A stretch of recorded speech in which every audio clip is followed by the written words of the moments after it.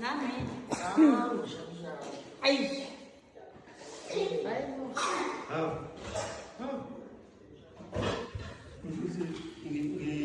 Namhlanje uyangibusisa namhlanje. Kade ngixoxa noma. Oh. Xoxela kwabantu umthombeni. Le manga ngibona ugiya ngalo le shirt.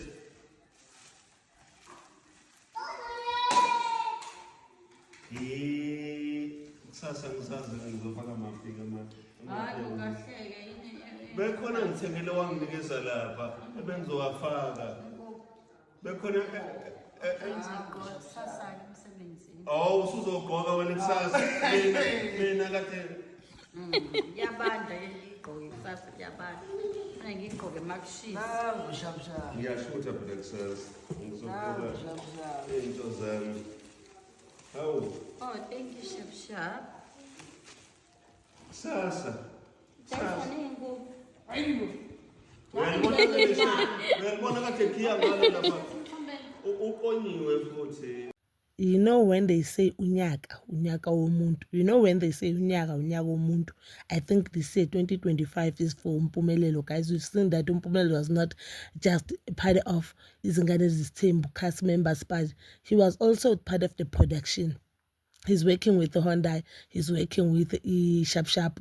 He's working with a lot of brands, and it seems like his security company is booming, guys. One thing I'll tell you for free now, it's Mpumelelo is making his parents proud, and he's uphikisa amagama kamama. I remember Umayeni used to complain with Mpumelelo akasebenzi, and then now I think Umayeni is one of the proudest mother lapha nje esithembeni sakaMsele, because izinto Mpumelelo azenzayo now, it shows ukuthi umfana ukhulile umfana has a way forward. Mhlawumbe umsele because he has been very close noMpumelelo, bekahlala noMpumelelo, bekabona mhlawumbe reasoning capacity kaMpumelelo, uyabona yena angaba namaphutha because of age. Guys, remember Mpumelelo is still young, unanga 24.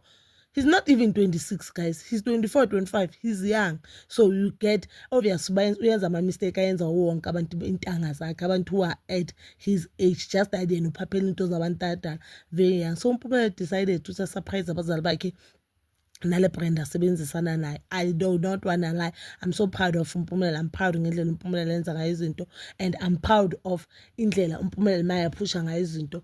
Ulenzile iqiniso kibo amahle, ulenzile iqiniso kibo singabakho. I do not know relationship yakhe nengane zakhe zaka Vuyokazi. I'm waiting for November so that I could see ukuthi uzoyenzani for uNzulu, but what I know and what I've seen judging from social media platform, you could see ukuthi umfana uyapusha, and umfana is making enough money these days. He's making a lot of money. Even Umpilo one said ukuthi Mpumelelo, he doesn't know when Mpumelelo ithengile imoto or he's working with Hyundai, but what she knows ukuthi Mpumelelo uphila people like people ama-influence amaningi now, and you can see ukuthi ama-friends anawo now Mpumelelo, ama-friends ambuildayo. Like this guy, each and every week khona ibhizinisi al-introduce, like each and every week khona ibhizinisi like esizowazi ngalo, and we know the more you build ama-businesses, the more you are making a lot of money, the more you can afford your lifestyle. But I don't wanna lie, I'm so happy for Mpumelelo.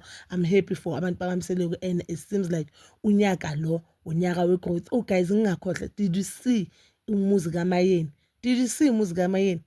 Yo, I do not wanna lie. Muhle umuzi kaMayeni, you can see ukuthi uvele it is true ukuthi abasahlali eMzumbe, they have moved out of eMzumbe, and umuzi wakhona imuhle. I just can't wait for season 9 of Uthando Nesithembiso so that we can get to know more about impilo yabo entsha, since there's a new wife, get to know more ukuthi baphila kanjani. But I believe ukuthi njengoba bangasekho ejaridini eli-1, isithembu sabo sizoba right, and njengoba bangasekho ejaridini eli-1, isithembu sabo sizoba nokuthula, because nokuhlala ejaridini eli-1, guys, as adult, it's not health, more especially bona phela remember amakhosikazi bahlanganiswe umyeni we-1, i-jealousy bakhona then there, which isikhwele, let me just isikhwele, because nishare indoda, obvious nize ngendoda la, isikhwele is something that is normal, guys. And remember, nikhululanga ama-family afanayo, nihlangana senibadala, nikhulise ngendlela ehlukile, vele nizogejana, engathi kugejana abantwana bomuntu abahlala endlini e-1. So what more ningasabantwana bomuntu nihlanganiswe uyindoda, ngapha ninama-career ahlukile, ngapha indodana inelimi. So guys, nje, I don't wanna lie, nje, understand ukuthi balwelani. I just can't wait for season 9 of Uthando Nesithembu, and nje, I'm wishing ukuthi God could bless uMpumela nabantu bomsebenzi more. I mean, I believe ukuthi if you work hard, God should bless you. If you work hard for your things, nje, we should nje congratulate you, and God will. God and sisters, they should just keep on blessing you, guys. That is all for now. Please don't forget to like, subscribe, share, and hit that notification button. Nginithanda ukuya nomoya.